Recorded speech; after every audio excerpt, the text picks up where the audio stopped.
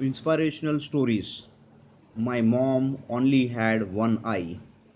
My mom only had one eye. I hated her. She was such an embarrassment. She cooked for students and teachers to support the family. There was this one day during elementary school where my mom came to say hello to me. I was so embarrassed. How could she do this to me? I ignored her, threw her a hateful look, and ran out. The next day at school, one of my classmates said, your mom only has one eye. I wanted to bury myself. I also wanted my mom to just disappear.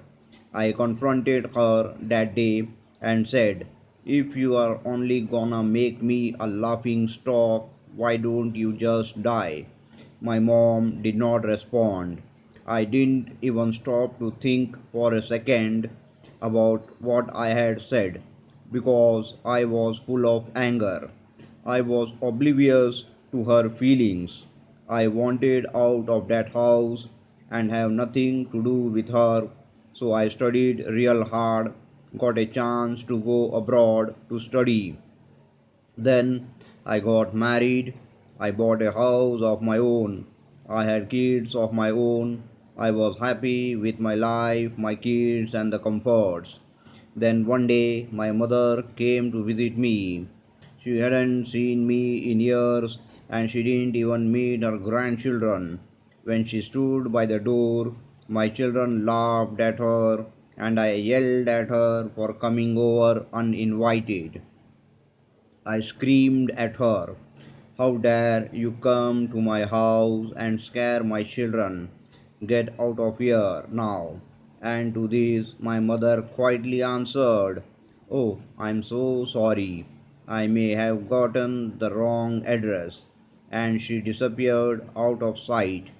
One day, a letter regarding a school reunion came to my house.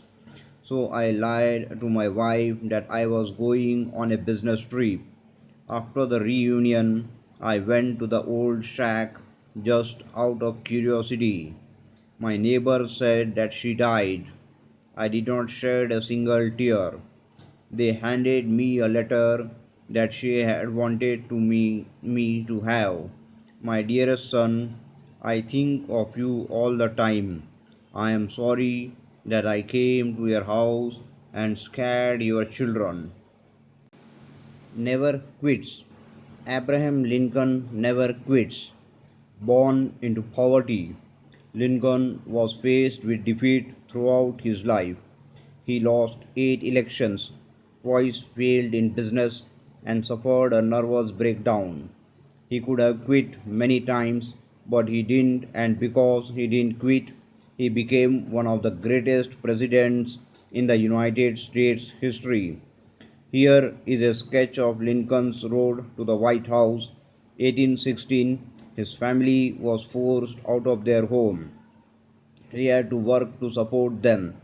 1818, his mother died. 1831, failed in business.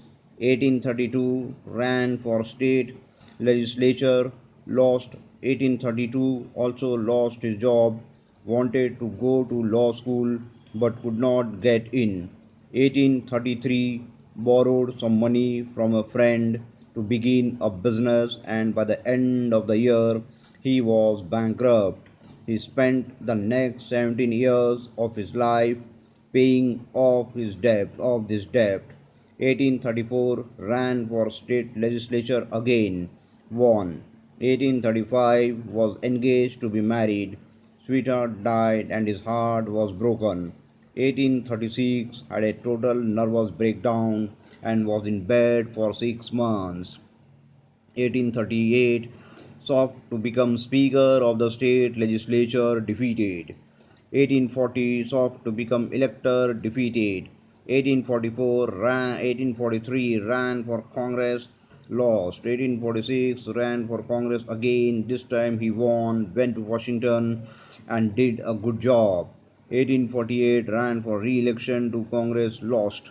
1849, sought the job of land officer in his home state, rejected. 1854 ran for Senate of the United States, lost. 1856 sought the vice presidential nomination at his party's national convention, get less than 100 votes. 1858 ran for US Senate again he lost. 1860 elected president of the United States. Never to give up. One day, a farmer's donkey fell down into a well. The animal cried piteously for hours as the farmer tried to figure out what to do. Finally, he decided the animal was old and the well needed to be covered up anyway. It just wasn't worth it to retrieve the donkey. He invited all his neighbors to come over and help him. They all grabbed a shovel and began to shovel dirt into the well. At first, the donkey realized what was happening and cried horribly. Then, to everyone's amazement, he quieted down. A few shovel loads later, the farmer finally looked down the well and was astonished at what he saw. With every shovel of dirt that fell on his back, the donkey was doing something amazing. He would shake it off and take a step up. As the farmer's neighbors continued to shovel dirt on top of the animal, he would shake it off and take a step up. Pretty soon, everyone was amazed as the donkey stepped up over the edge of the well and trotted off. Moral: life is going to shovel dirt on you, all kinds of dirt. The trick is to not to get bogged down by it. We can get out of the deepest wells by not stopping and by never giving up. Shake it off and take a step up. 1 year to live. Anthony Burgess was 40 when he learned that he had only 1 year to live. He had a brain tumor that would kill him within a year. He knew he had a battle on his hands. He was completely broke at the time and he did not have anything to leave behind for his wife, Lane, soon to be a widow. Burgess had never been a professional novelist in the past, but he always knew the potential was inside him to be a writer. So, for the sole purpose of leaving royalties behind for his wife, he put a piece of paper into a typewriter and began writing. He had no certainty that he would even be published, but he could not think of anything else to do. It was January of 1960, he said, and according to the prognosis, I had a winter and spring and summer to live through and would die with the fall of the leaf. In that time, Burgess wrote energetically, finishing 5.5 novels before the year was through, very nearly the entire lifetime output of E.M. Foster and almost twice that of J.D. Salinger. 1 year to live, but Burgess did not die. His cancer had gone into remission and then disappeared altogether. In his long and full life as a novelist, he is best known for A Clockwork Orange. He wrote more than 70 books, but without the death sentence from cancer, he may not have written at all. Many of us are like Anthony Burgess, hiding greatness inside, waiting for some external emergency to bring it out. Ask yourself what you would do if you had Anthony Burgess' original predicament. If I had just a year to live, how would I live differently? What exactly would I do? Poisoning mother in law. A long time ago in China, a girl named Lily got married and went to live with her husband and mother in law. In a very short time, Lily found that she could not get along with her mother in law at all. Their personalities were very different, and Lily was angered by many of her mother in law's habits. In addition, she criticized Lily constantly. Days passed days and weeks passed weeks. Lily and her mother in law never stopped arguing and fighting. But what made the situation even worse was that, according to ancient Chinese tradition, Lily had to bow to her mother in law and obey her every wish. All the anger and unhappiness in the house was causing the poor husband great distress. Finally, Lily could not stand her mother in law's bad temper and dictatorship any longer, and she decided to do something about it. Lily went to see her father's good friend, Mr. Huang, who sold herbs.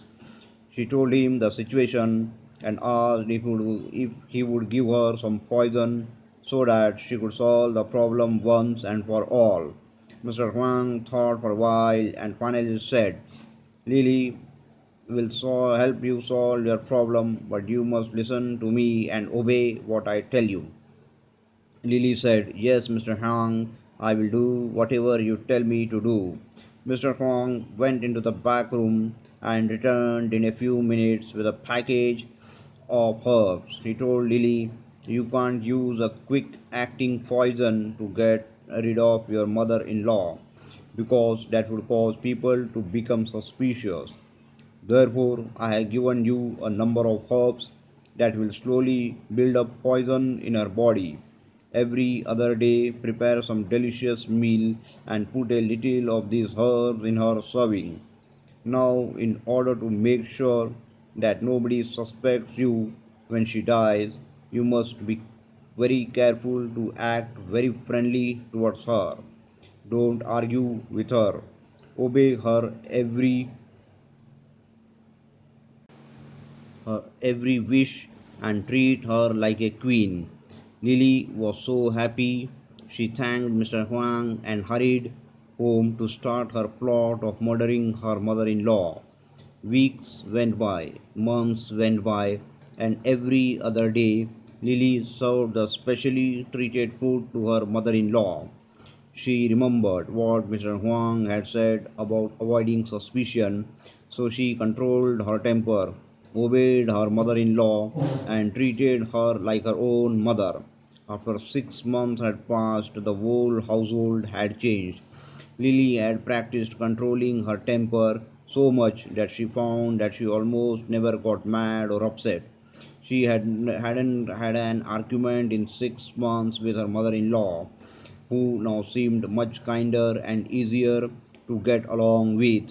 The mother in law's attitude towards Lily changed and she began to love Lily like her own daughter. She kept telling friends and relatives that Lily was the best daughter in law one could ever find. Lily and her mother in law were now treating each other like a real mother and daughter. Lily's husband was very happy to see what was happening. One day, Lily came to see Mr. Huang and asked for his help again. She said, Mr. Huang, please help me to stop the poison from killing my mother in law. She is changed into such a nice woman, and I love her like my own mother. I do not want her to die because of the poison I gave her. Mr. Huang smiled and nodded his head. Lily, there is nothing to worry about. I never gave you any poison. The herbs I gave you were vitamins to improve her health. The only poison was in your mind and your attitude toward her. But that has been all washed away by the love which you gave to her.